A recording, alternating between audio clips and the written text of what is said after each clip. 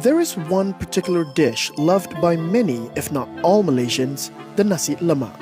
Nasi lemak translates to richly flavored rice. The name of the dish itself, nasi lemak, has some kind of origin story.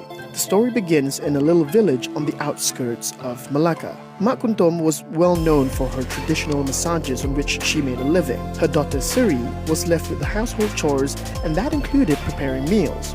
One day, as Siri was preparing for dinner, she accidentally spilled santan into the pot of rice that was being cooked.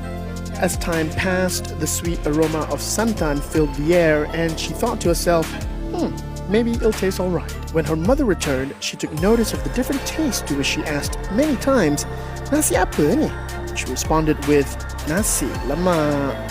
The mother had mistakenly misunderstood it as the name of the dish, and the name nasi lemak was born. Well, at least that's how the story goes. Now here's what makes up the dish. There's rice made fragrant with pandan leaves and coconut milk, also known as santan. It is accompanied by ikan bilis, of course that's fried anchovies, some sliced cucumbers, egg, and peanuts.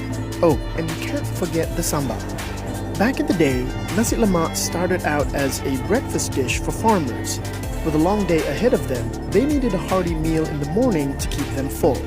This one dish covered all the food groups. You had carbohydrates from the rice, oils from the sambal, and protein from the anchovies and cucumbers. Nasi lemak has always been a local dish, which later on became a common meal throughout the Malay Peninsula even before Merdeka. In 1909, it was first mentioned in a book titled The Circumstances of Malay Life, written by Sir Richard Olaf Winstead. In it, it described a dish of rice cooked with coconut milk with a simple kind of sambal.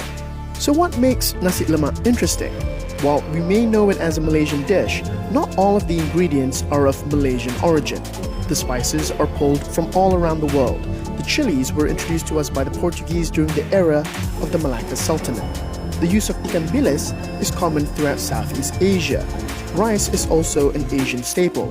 We share this tradition with Indonesia, Singapore, and even in the southern part of the Philippines.